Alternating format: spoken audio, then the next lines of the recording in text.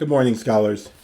Today we're going to continue our way through Pharr's Homeric Greek, a book for beginners, looking at the subject matter of lesson 27, the A-thematic Second Aorists. There are three verbs that are most common: γνων, I knew; ἔδυν, I entered or I put on; and ἔμπαινε, I went. But we will see that there are others as well that occur with nowhere near as much frequency, but which are good to know. So, there are, as we see now, two types of second aorist in the indicative. And so, first off, you have those second aorists that we've already seen that employ the thematic vowel, omicron or epsilon, attaching it between the second aorist stem, like leap, and then the personal endings. But then there's the second type of second aorist, which is formed athematically, where the endings are added directly to the stem. So you see here, as in estain from histemi, he stood, and the ending, you see that nu is added directly to the stem of sigma tau eta. So we see our endings that are added directly to the stem in the active nu, sa, or sta, men, te, in, or san, and then in the middle, main, so, to, metha, ste, to, and to. So, speaking in detail and looking at examples, we see from Smythe 179 that most verbs in omega inflect the second aorist according to the omega conjugation, that is, with the thematic vowel. But some inflect it according to the me conjugation, that is, athematically. So, first looking at 680, the inflection of most second aorists of omega verbs is like that of an imperfect of omega verbs in the indicative. So, if you remember that the imperfect and the second aorist have exactly the same endings and they are augmented in the indicative, the difference is in the stem. So you have lip, lambda, iota, pi for the second aorist, but lape, lambda, epsilon, iota, pi for the imperfect. So looking at these examples from lepo, we see elepon, elepomen, the active and the middle respectively, lipo, subjunctive, lipomai, subjunctive middle, and then lipoimen, the middle of the optative. Likewise, we see eluon, eluomen, luo, luomai, luoime, which is the imperfect of luo in the active and the middle, and then the subjunctive in the active and the middle, and then the optative in the middle. And then the third column, of course, we see the imperative forms of lepo in the second aorist, lipe, lipu, middle, and then lipein, the infinitive, lipestai, the infinitive middle, and then lipon, notice that accent over the omega for the second aorist active participle, and lipomenos for the second aorist middle participle. Compare that with lue, luu, luein, luestai, luon, and luomenos, the forms of the just luo in the present. So, the important thing here is to just realize that in this first case, you have the thematic vowel appearing before the personal endings. Whereas, otherwise, reading Smythe 681, A number of omega verbs form their second aorist without the thematic vowel, hereby agreeing with the second aorist of the middle verbs, like ésthén. So the main example here he gives is Édυν, which Smythe declines fully at page 140, and we'll be looking at that. So the most common and important of these verbs is the second aorist of γι-γνώ-σκω, and γι-γνώ-σκω is a reduplicated present stem with the gamma iota reduplicating the gamma nu omega, which is the actual stem. But in the second aorist, you see you just have the gamma nu omicron preceded by the augment, but then with the endings attached directly to them. So you get ἐγνών, ἐγνώς, ἐγνώ, ἐγνώμεν, ἐγνώτε, ἐγνώσαν. And then in the subjunctive, you have the endings as you would expect, but actually not, because you have the omega all the way through. Gno, nos, no, nomen, note, nose. Okay, very good. So, and in the optative Smythe tells us, is inflected like that of didomi, doi ein, but what you're looking for is that iota, which is the suffix of the optative. So you have the shortened form of the stem with omicron instead of omega, but then you have the iota and that alpha, and then the ending. So noi ein, noi eis, noi e, noi amen, noi ete, noi esan, but then also the alternatives we've already seen. Noimen, noite, noi en. Likewise, bino will have the same type, so you got by ein, by ton, or by aton, by men, or by men. So the important thing always with the optative is just to be on the look for that mood suffix of the iota. Now the imperative and the infinitive, on the other hand, the imperative in the second person singular will have that ending theta iota. So note, the famous note se auton, know thyself. And then in the dual, you two, noto, you two know, and then, let him know, and then note, you all know, and nonton, the third plural, let them know. And then looking at the infinitive, we have the infinitive adds epsilon nu alpha iota, which gets contracted to no nigh. And we will see that nu alpha iota ending is very common, is the dominant one that we see here in the infinitive. So you have, it's like stenai from stenai.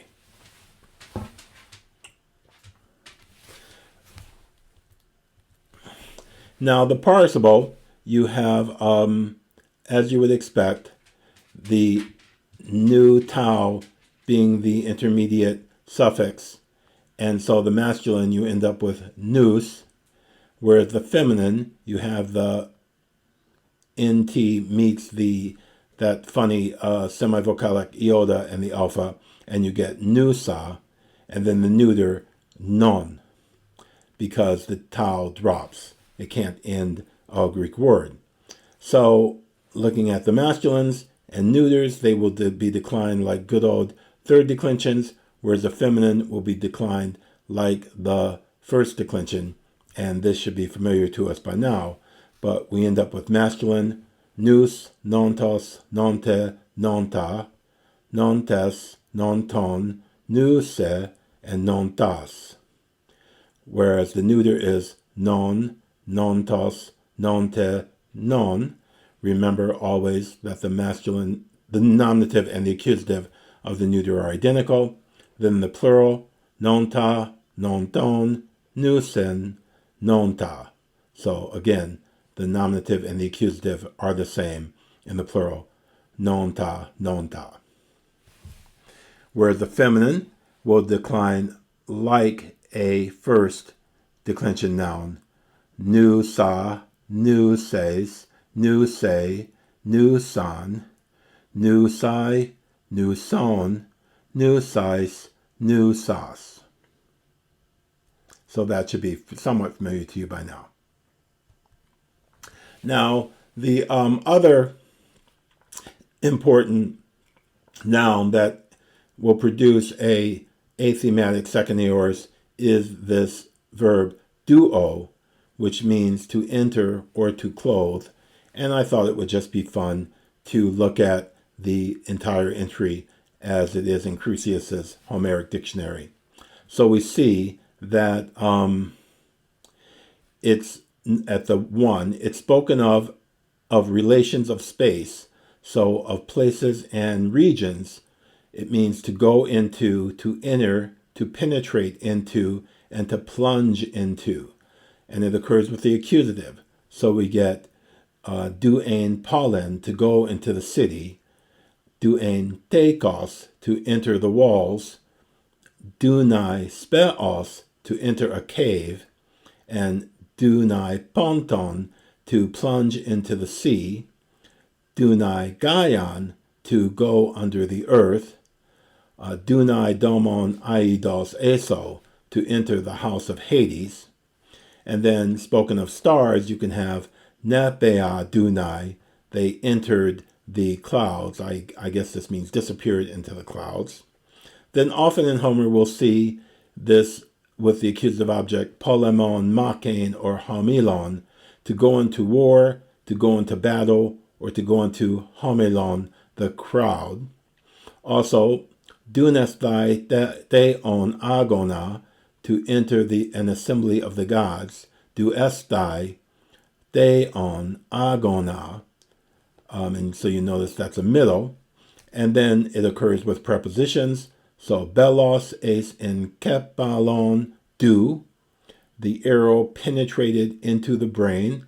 And you see that du, delta upsilon with the circumflex, that is a second aorist, A-thematic third person singular without the augment. Belos es kepalon du, the arrow penetrated into the brain. But also you have es ponton, I guess to dive into the sea. He says that's uncommon.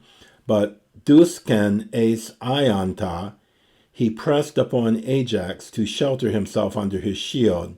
That dusken, you see the sigma kappa, that's what they call a frequentive suffix. It means he kept doing it again and again. He pressed upon Ajax to shelter him beneath his shield. Then likewise, duo it can be used metaphorically of human conditions. So kamatos guia deduken, fatigue entered the limbs, or odenai dunon menos atreidao, pains entered the soul or mind of the son of Atreus. And then very common, do mean ares, i.e. martial fury, entered him.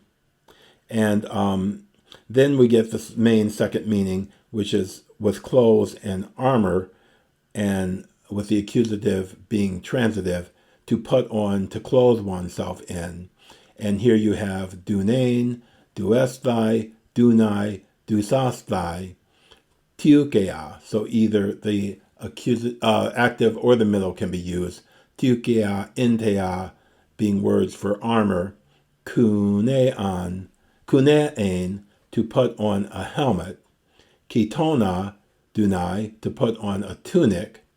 But then you also have added the dative, tiukea homoien, to put arms about one's shoulders, or entea kroi dunai, to put arms over one's skin, or with prepositions with en, ho ploisen, ani, dutain. Here we have a dual. The two of them put on their armor, got into their armor, and same things again. En tiukesen duonto, those two, they got into their armor. And then metaphorically, you can have do est thy alkane, to gird oneself with strength, i.e. put on one's might. Then finally, it can be used absolutely to mean just to penetrate, to soak into. So dune aloipein, the ointment penetrated, or pan deso xipos, the entire sword sunk into him. And then especially it can be spoken of stars and the sun, meaning to set or to go down. So often you have Aelios da edu, the sun went down, or the middle, du seto de Elios, or Boates opse duon. Boates is a constellation, the ox driver setting late, and then du somenu huperionos, Hyperion, beginning to set. That, of course, is the genitive absolute. So there we go, the full entry of the way duo gets used in Homer, i.e. of space, to move into a place, of armor and clothes to put on, absolutely to penetrate, and then also of stars and the sun to set or go down. So that will get declined, like we say, athematically. So in the second aorist indicative, you have edun, edus, edu, edumen, edute, and edusan. So you see those endings being added directly to the stem delta long upsilon with the augment, of course. And then you get to the subjunctive, which duo, dues, due, duomen, duete, duose, the endings of the subjunctive that we're used to. And then the imperative, du te.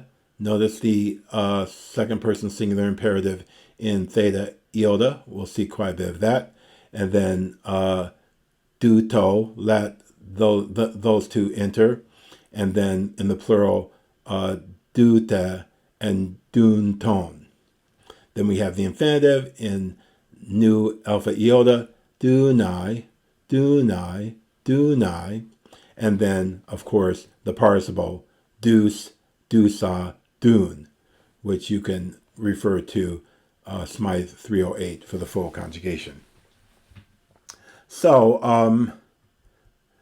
our main verbs, like I say, that we have are duo and γι-γνώ-σκω in this A-thematic Second Aorists, but Smythe has a couple of sections where he gives a complete list of the verbs that and the forms that appear like this. And here we go. We pass from what's essential to know to what's nice to know. And so for you beginners, you can stop right now. But for people who are a little greedy for vocabulary and want to look at all of these second aorist athematics, they can continue this with what we're doing now. Now, all these verbs, except a couple of them, are very, very common words, especially in Homer.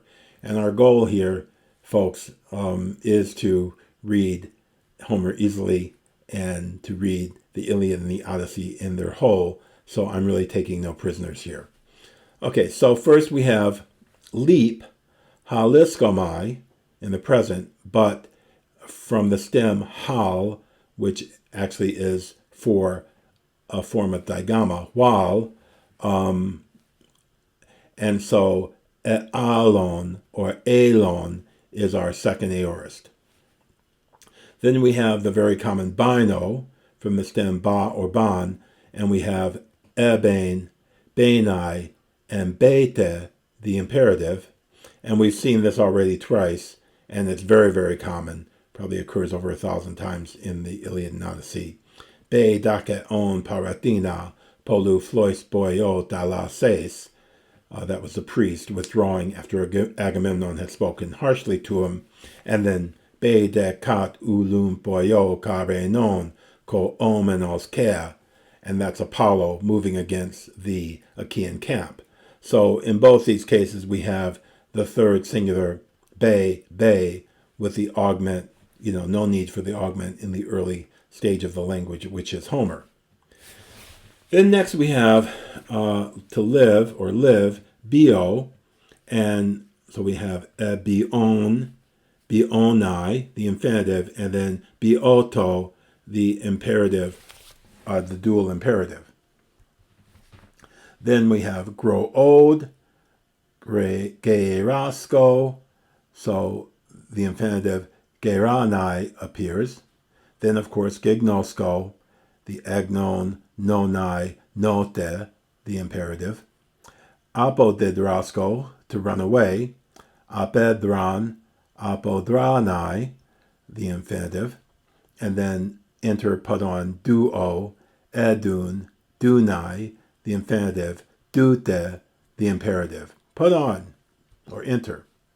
Then echo, we have skes, which is a second aorist imperative. Skes, hold that. And then the all-important taino, we have etan, tamenai, which is a form of the infinitive we'll talk about later, kill.